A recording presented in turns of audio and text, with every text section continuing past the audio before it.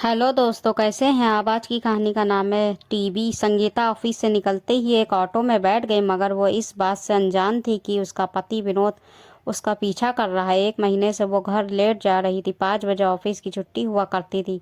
वो 5 बजकर 2 मिनट पर घर पहुंच जाया करती थी, मगर पिछले 1 महीने से वो 7 बजे घर पहुंच रही है। पति 6 बजे काम से लौटा है घर पर। पत्नी को ना पाकर वो परेशान हो गया था।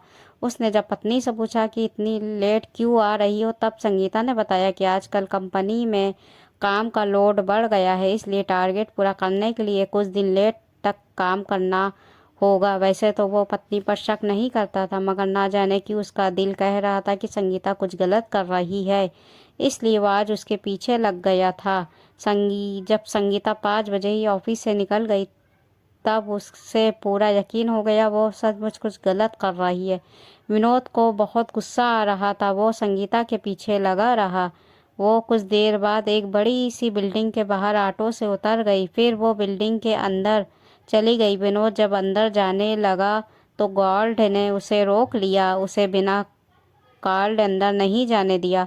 वो संगीता को गालियां देता हुआ वहीं बाहर बैठ गया।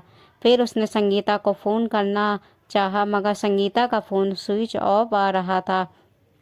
आज विनोद को एहसास हो रहा था कि पत्नी से नौकरी नहीं करवानी चाहिए थी, मगर वो मजबूर हो गया था क्योंकि उसने एक फ्लैट खरीदा था। उसकी किस्तें बहुत ज़्यादा थी, इस कारण उसने संगीता को नौकरी की इजाज़त दे दी थी। दोनों पति पत्नी मिलकर फ्लैट की किस्तें भर रहे थे। दोनों की कमाई किस्तें भरने में ही खर्च हो रही थी। खुद का घर लेने के चक्कर में बीवी हाथ से निकल गई।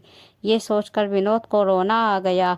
वो ज़्यादा देर उस बिल्डिंग के बाहर ना बैठ सका, इसलिए घर आ गया। शाम को 7 बजे संगीता घर पहुंची तो उसके साथ उसकी सहेली अनीता भी थी। दोनों ने मिलकर 50 इंच का एलईडी टीवी उठा रखा था। विनोद उदास सा बैठा था। उसे देखते ही संगीता बोली, सरप्राइज। विनोद बोला, इतना बड़ा टीवी कहाँ से ले आई। तब अनीता ने बताया कि वो और संगीता दोनों उसकी कंपनी में ओवर टाइम कर रही थी। कंपनी में ज़्यादा काम होने की वजह से बाहर के एम्प्लॉय को काम दिया जा रहा था। संगीता ने बहुत अच्छा काम किया, इस कारण उसे 40,000 रुपये मिले, जिनका वो ये टीवी खरीद कर लाई। इतना कहकर अनीता चली गई। संगीता बोली, तुम क्रिकेट मैच देखते हो तब छोटे टीवी में सही नहीं दिखता।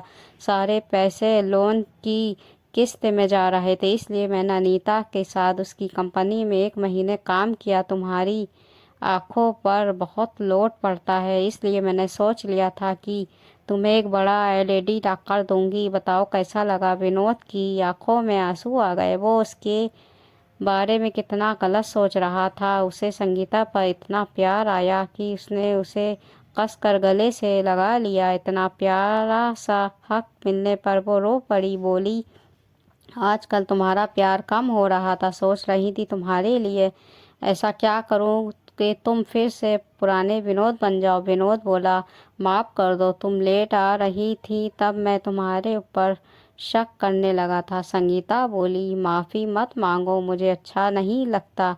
जहाँ प्यार होता है वहीं पर शक पैदा होता है, मगर इतना याद रखना कि इस जन्म में मैं सिर्फ तुम्हारी हूँ।